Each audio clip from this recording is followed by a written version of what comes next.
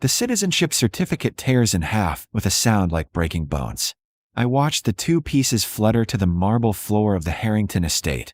5 years of study, fees I saved dollar by dollar, the oath I took with my hand over my heart.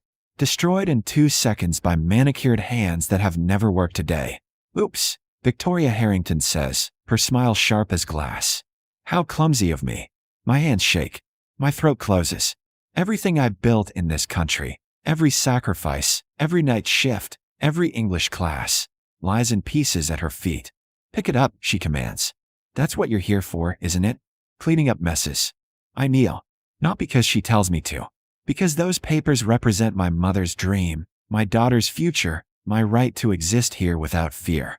I kneel, and I gather the pieces, and I make a decision. This isn't over. 3 weeks earlier, the Harrington estate sits on 20 acres of Connecticut coastline, like a monument to excess. I arrive for my interview at 7 a.m. sharp, my references pristine, my uniform pressed, my documentation ready. Everything I own fits in 2 suitcases. Everything I am fits in a manila envelope. The butler, Mr. Chun, walks me through rooms that could house 3 families. Past artwork worth more than I'll earn in a lifetime. Through hallways that echo with the particular silence of people who've never had to raise their voices to be heard. Mr. Harrington requires constant care now, Mr. Chun explains quietly. The stroke 6 months ago left him partially paralyzed. He can communicate, but with difficulty. His wife manages the household now. Something in his tone makes me look up. His second wife, Mr. Chun clarifies. She and Mr. Harrington married 2 years ago. His children from his first marriage don't visit often. Code. I recognize it. I've worked enough wealthy households to understand what's being said without words. Mr. Chun opens the door to a bedroom larger than the apartment I shared with Mama before she died. James Harrington sits in a wheelchair by floor-to-ceiling windows overlooking the Sound. 72 years old, paralyzed on his left side, eyes sharp with trapped intelligence. He looks at me with desperate assessment. Hello, Mr. Harrington. I'm Lucia Santos. I'm here to help you. He makes a sound, half word, half frustration. His right hand moves shakily toward a tablet on his wheelchair tray. He types, Mr. Chin says. Slowly, but he communicates. I wait while James Harrington's trembling fingers tap letters. It takes 2 minutes. The screen shows, help me, my breath catches. I'm here to help with your care. He shakes his head violently. Taps again. She is dangerous before I can respond. The door opens. Victoria Harrington enters like she's walking a runway. 45, blonde, beautiful in that expensive way where you can't identify what's been purchased and what's natural. She smiles with all her teeth. You must be Lucia. How wonderful. She doesn't look at her husband. James, darling, we're hiring someone to make you more comfortable. Isn't that lovely? James Harrington's face goes blank. Carefully blank. I know that expression. I wore it every day of my first marriage, before I found the courage to leave. Before I learned that surviving meant disappearing. Mrs. Harrington, I say carefully. I have excellent references. I've worked with stroke patients before. I'm sure you have. Victoria's eyes assess me like merchandise. You're from? Colombia. I came here 8 years ago. Legally, I assume? The question hangs poisoned in the air. I became a U.S. citizen 3 months ago, I say, meeting her gaze. I have my naturalization certificate. How industrious. Her smile doesn't reach her eyes. We require complete discretion in this household. Mr. Harrington is a very private man. Do you understand? Yes, ma'am. Wonderful. You start tomorrow. Mr. Chun will show you to your quarters. She leaves without looking at her husband once. James Harrington types frantically as soon as she's gone. Don't. Trust her keeps me isolated, controls everything. I read the words, my chest tightening. Mr. Harrington, if you're in danger, he shakes his head. Types. In no proof they think I am confused from stroke. Please help. I look at this man. Wealthy, powerful, reduced to begging the hired help because no one else will listen. I think of Mama at the end, telling nurses something was wrong, being patted and dismissed. I'll help, I promise. But you have to trust me too. He nods once. His eyes fill with tears. The staff quarters are small, but clean. I unpack my 2 suitcases, clothes, photos of my daughter Sophia in Colombia, staying with my sister until I save enough to bring her here, my naturalization certificate in its protective sleeve. 5 years of work for this document. English classes after double shifts. Civics tests studied by flashlight. The fee I saved by skipping meals. I touch it gently, remembering the ceremony. The judge who welcomed us. The oath I took with tears streaming down my face. This country isn't perfect, but it gave me something my homeland couldn't, the chance to build a life without fear. I locked the certificate in my suitcase. Some things are too precious to risk. The first week, I learned the routine. James Harrington wakes at 6. I help him bathe, dress, transfer to his wheelchair. He types messages to me constantly when we're alone. Victoria fires any staff who get close, controls my phone, keeps my children away, has power of attorney. How did she get power of attorney? I ask. Convinced me after stroke, said it would help. Now she controls everything. I start to see what he means. Victoria monitors every call, screens every visitor, controls his medications, administered personally, always. She's firing the previous physical therapist for inappropriate familiarity and hiring someone she's vetted. She isolates him systematically. Your son called. Mr. Chen mentions one morning. Mrs. Harrington told him you were sleeping. James's face contorts with rage and helplessness. I document everything in a notebook I keep hidden. Times Victoria denies access. Call she intercepts. Moments when James tries to communicate and she speaks over him. Patterns emerge. On day 9, I find the will. I'm cleaning Victoria's study. She insists I handle her private spaces, not the regular housekeeping staff. In a desk drawer, under fashion magazines, I find documents. James Harrington's will. Dated 2 months ago. Everything to Victoria. The children get token amounts. The charitable foundation he built. Dissolved. Assets transferred to her personally. My hands shake as I photograph the pages with my phone. This isn't right. A man who built schools and hospitals wouldn't cut out his children. Wouldn't destroy his legacy. Unless he didn't actually make this choice. I replace everything exactly as I found it. But Victoria knows. She's watching me in the doorway. Find something interesting, Lucia? Just cleaning, ma'am. Of course. She steps into the room. Closes the door. You know, I did a background check on you. Very thorough. You fled Colombia with your daughter. Domestic violence. Filed for asylum. Waited years for your hearing. My pulse hammers. You worked so hard for your citizenship. Victoria continues. It would be terrible if someone reported that you'd lied on your application. Immigration fraud is so serious. I didn't lie. Does it matter? An accusation alone could trigger an investigation. Suspension of your citizenship. Deportation proceedings while they sort it out. She smiles. Your daughter's still in Colombia, isn't she? It would be sad if you couldn't bring her here after all. The thread is crystal clear. I don't know what you think I saw. You saw nothing. You clean rooms and help my husband bathe. That's all you do here. Victoria's voice is silk over steel. Are we clear? Every instinct screams to run, to quit, to disappear like I've disappeared before. But then I think of James Harrington's message. Help me. I think of being powerless, of begging people to listen, of knowing something's wrong and having no one believe you. Crystal clear, ma'am, I say. I stay. Victoria escalates. She's testing me, pushing to see if I'll break. Small cruelties that build like water torture. Lucia, you missed a spot. Pointing to perfectly clean floors. Lucia, Mr. Harrington says you're rough during transfers. James shakes his head violently behind her. Lucia, I need you to work this Sunday. I know it's your day off, but surely you understand. I take it all. I smile. I say, yes, ma'am.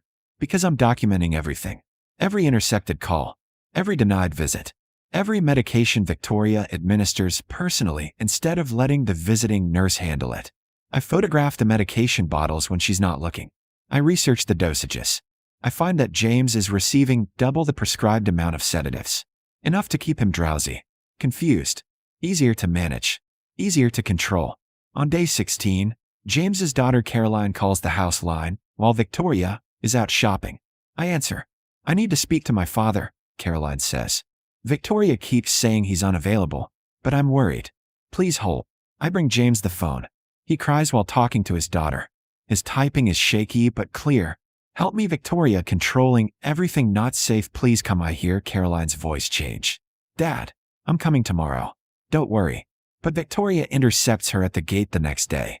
I watch from an upstairs window as they argue in the driveway. Victoria's gestures are wild, theatrical. Caroline's face is furious. Security escorts Caroline off the property. James weaks in his wheelchair. She told my daughter I'm paranoid from the stroke, he types. That I make accusations when I'm confused. Caroline thinks I don't want to see her. She's isolating you completely. I say, yes, why money? I tell him. The will that leaves everything to her. But if you die while you seem confused and paranoid, no one will question if that was really your decision. His eyes widen. Mr. Harrington, we need proof. Real proof. Something undeniable. Recording? She's too careful. She never says anything incriminating where you could record it. James thinks. Then types. She talks to someone on phone in garden late at night, doesn't know, I can hear from bedroom who. Don't know, argues about timing, about making it look natural. My blood runs cold. That night, I position myself in the garden with my phone. At 11:30, Victoria appears. She lights a cigarette, something I've never seen her do, and dials. It's taking too long, she says. He's stronger than the doctors predicted. No, I can't increase the sedation more without it being obvious. The maid is a problem. She asks questions. I'll handle it. She pauses, listening. Once he's gone, we split everything like we planned. The will is airtight. His children can contest all they want. I'll tie them up in probate for years. Another pause. I love you too. This will all be over soon. She ends the call, stubs out the cigarette, returns inside. I stand in the darkness, recording clutched in my trembling hands. I have her. The next morning, I make a mistake. I'm helping James with breakfast when Victoria enters unexpectedly. She sees my phone on the table. I'd been showing James the photos of my daughter. Texting during work hours, Lucia? Her voice is sugar over poison. Just showing Mr. Harrington. She snatches the phone. You know personal devices aren't permitted during care hours. I'll hold on to this until your shift ends. My heart stops. The recording. The photos of the will. Everything. Ma'am, please, my daughter. You can have it back tonight. She slits it into her pocket. Unless there's something on here you don't want me to see. Our eyes meet. She knows. It's just pictures of Sophia, I say quietly. Then you have nothing to worry about. She leaves with my phone. With all my evidence. James types frantically. What deal we do? I don't have an answer. At 3 p.m., Victoria calls me to her study. My phone sits on her desk. Beside it, my citizenship certificate, the one I locked in my suitcase. She broke into my room, went through my things. Sit down, Lucia. I remain standing.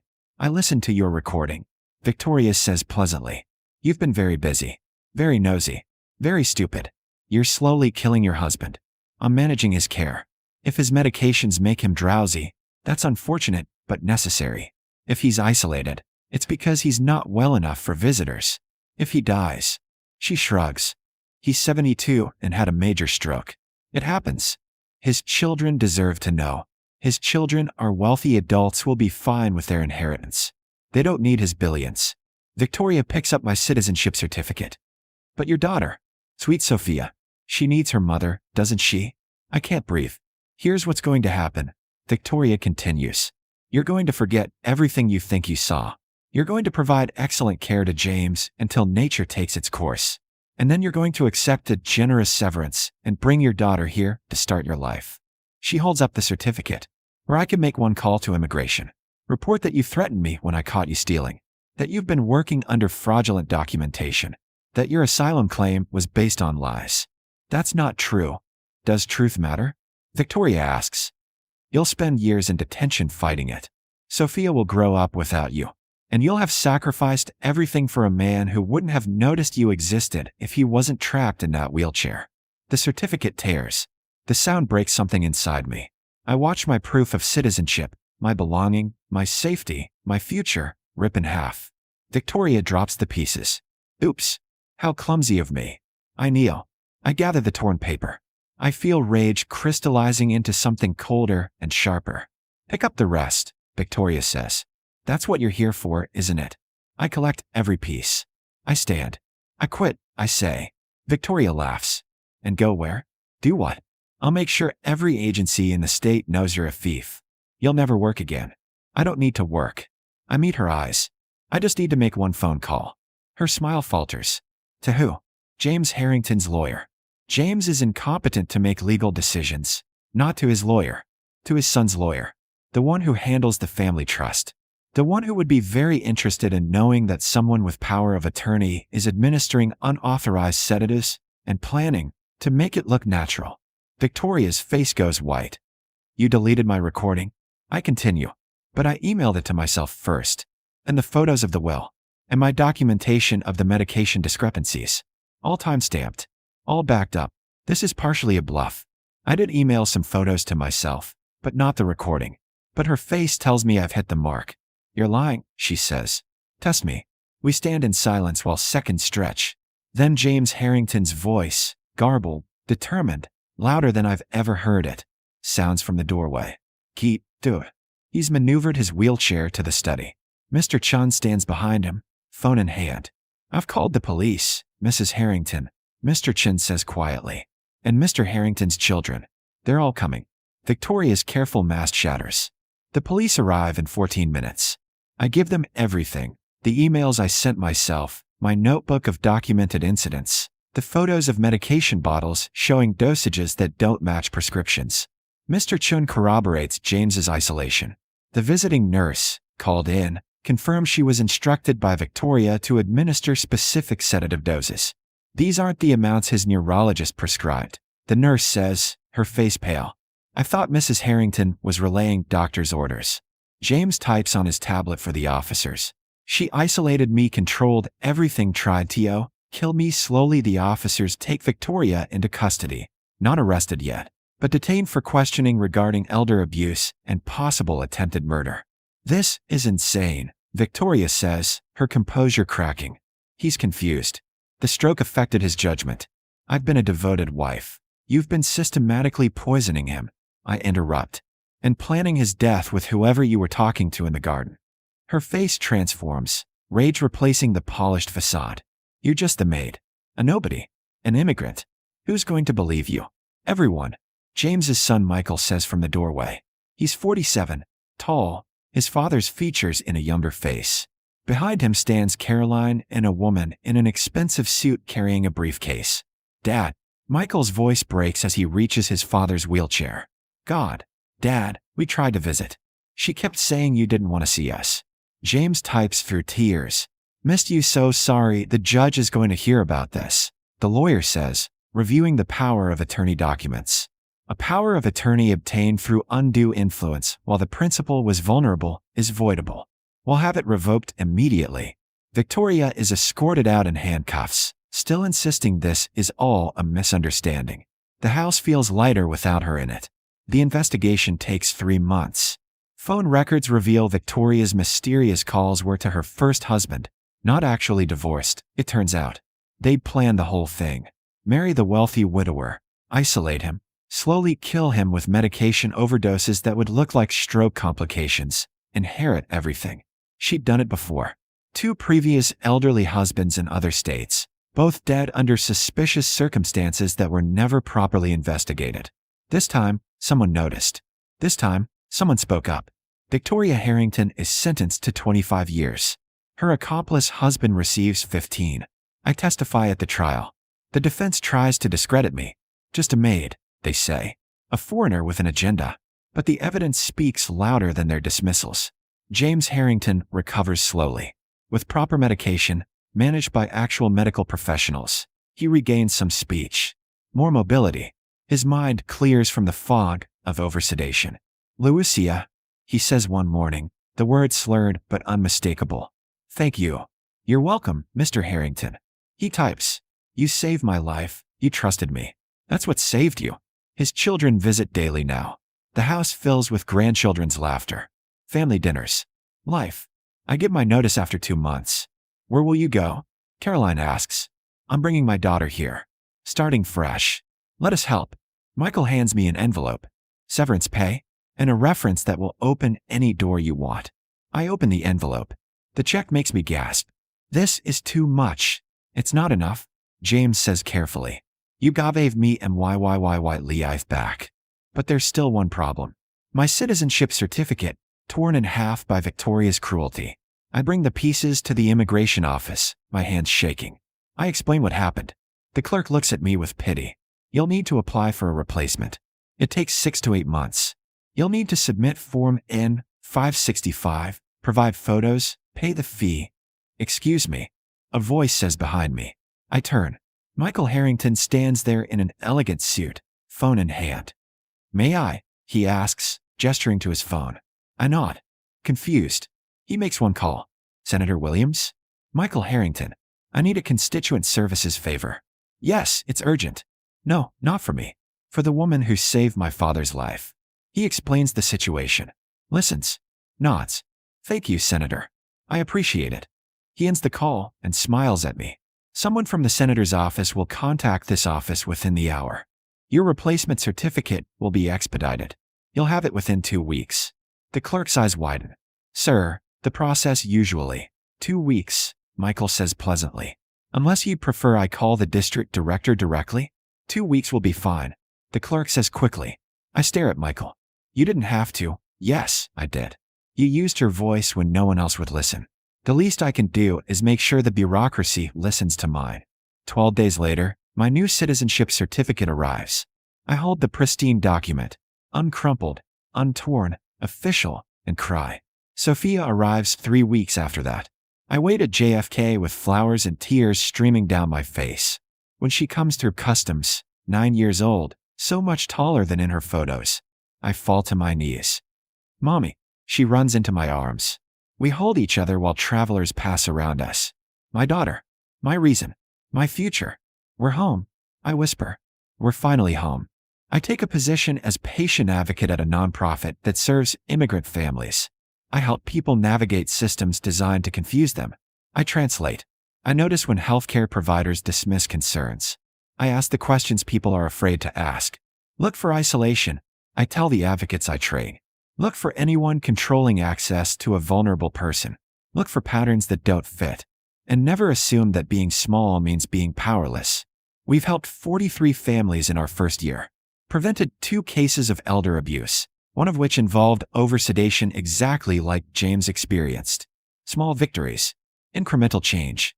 But it's something. James Harrington funds the nonprofit generously. He visits our office in his wheelchair, walking with a cane now on good days. He meets the people we serve. He listens to their stories. Reminds me, he says slowly, his speech improving with therapy, that wealth doesn't protect you. Only people do. People who notice, I add. People who care enough to risk something. On Sophia's first day of school in America, I walk her to the classroom. You're really staying? She asks nervously. I'm really staying. We both are. Forever. Promise. I touch my citizenship certificate, the replacement one, pristine and permanent, framed on our apartment wall. I promise. Nobody can take this from us now. She hugs me and runs to join the other children. I watch her disappear into her new life. I think about Victoria tearing my papers, about James typing help me, about all the moments when I could have stayed silent. I think about Mama, who taught me that courage isn't the absence of fear. It's doing what's right when everything tells you to look away. 6 months after the trial, I receive a letter. It's from a woman in Florida. Her elderly mother is declining under a new caretaker's watch. The family suspects something wrong but doesn't know how to proceed. She read about the Harrington case. She found our nonprofit. She's asking for help. I'll take this one, I tell my supervisor. Because I know what it means to be powerless. To suspect but not prove. To need someone who believes you enough to look. I call the woman back. I listen. I believe her. I investigate. Document. Ask questions. We save her mother. Not everyone can be saved. Not every story ends with justice. But this one does. And the next one might. And that possibility keeps me going.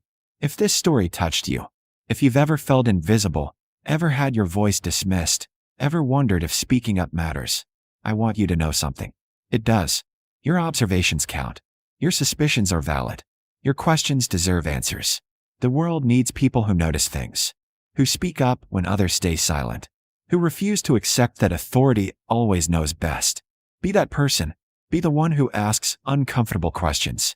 Be the one who believes the powerless over the powerful. Be the one who remembers that your place in the hierarchy doesn't determine your worth or the truth of what you see. The maids of the world, we notice things. We see the patterns in the mess others leave behind. We understand that the smallest voice sometimes carries the most important message. And sometimes, if we're brave enough to use that voice, we save lives. Not because we're heroes, but because we decided that someone else's safety mattered more than our comfort. That decision changes everything. I keep the torn pieces of my original citizenship certificate in a frame beside the new one. The torn one reminds me where I've been, how close I came to losing everything. The new one reminds me where I am, safe, documented, belonging. Together, they tell the whole story, not just of survival, but of resistance, not just of endurance, but of justice. They remind me that paperwork can be destroyed, but personhood can't. That certificates can be torn, but citizenship, real belonging, lives in the courage to stand up and say, "This is wrong." That's a right no one can take away. James Harrington walks into our office on Sophia's 10th birthday. Without the wheelchair. Without the cane. Slowly, carefully, but walking. "Had to show you," he says, his speech almost normal now. "What you made possible. You did the work, Mr. Harrington. We both did." He hands me an envelope. "For Sophia's college fund. For when she's ready." Inside is a check that makes my breath catch. "This is an investment," James says firmly, "in the daughter of the woman who taught me that the most powerful person in the room is the one who refuses to ignore wrong." He looks at the framed certificates on my wall, torn and whole, side by side. "You know what I learned?" he asks. "That piece of paper isn't what makes you American. Speaking up when everyone tells you to stay quiet. That's what makes you American." I think about this. About Mama. About Sophia. About every immigrant who risks everything to build something better. "Then I've been American all along," I say. "Yes," James agrees. "You have." The nonprofit grows. We're in 3 states now. We've handled 97 cases. We've changed hospital protocols, trained social workers, influenced policy. We've saved lives by teaching people that their voice matters. That noticing is power. That speaking up is revolution. On the anniversary of my citizenship ceremony, I take Sophia to the courthouse where I was sworn in. We stand in the same room where I took my oath, where I promised to support and defend, where I became, officially, what I'd been working toward for 8 years. "Tell me again," Sophia asks. So I tell her about leaving Colombia, about the fear and hope, about the years of waiting, about the oath I took with my whole heart, about Victoria tearing my certificate, about finding it couldn't break what I'd built inside myself. "That's what citizenship really is," I tell my daughter. "Not the paper, not the ceremony. It's deciding you belong to a place enough to fight for what's right in it." Sophia touches the wall where hundreds of names are engraved, new citizens from every country on earth. "I'm going to fight too," she says. "When I'm big." "You don't have to wait until you're big," I tell her. "Your voice matters now." She thinks about this, then nods. My daughter, American-born through my struggle. My daughter, who'll never know what it's like to wonder if she belongs. My daughter, who I taught that speaking up isn't optional, it's responsibility. We leave the courthouse holding hands. Outside, the sun breaks through clouds. The city sprawls before us, complicated, imperfect, ours. I think of James Harrington, walking now. Of Victoria Harrington, caged. Of every person who underestimated the Maid. I think of Mama's voice. Mija, courage es amor en acción. Courage is love in action. And I know, finally, that I didn't just save James Harrington. I saved myself. By refusing to be silent. By trusting what I saw. By believing that my observations, immigrant, maid, outsider, mattered as much as anyone's. That's what made me American. Not the certificate Victoria tore. The moment I decided tearing it couldn't stop me from standing up anyway. That's citizenship. That's belonging. That's home. And nobody can ever take that away.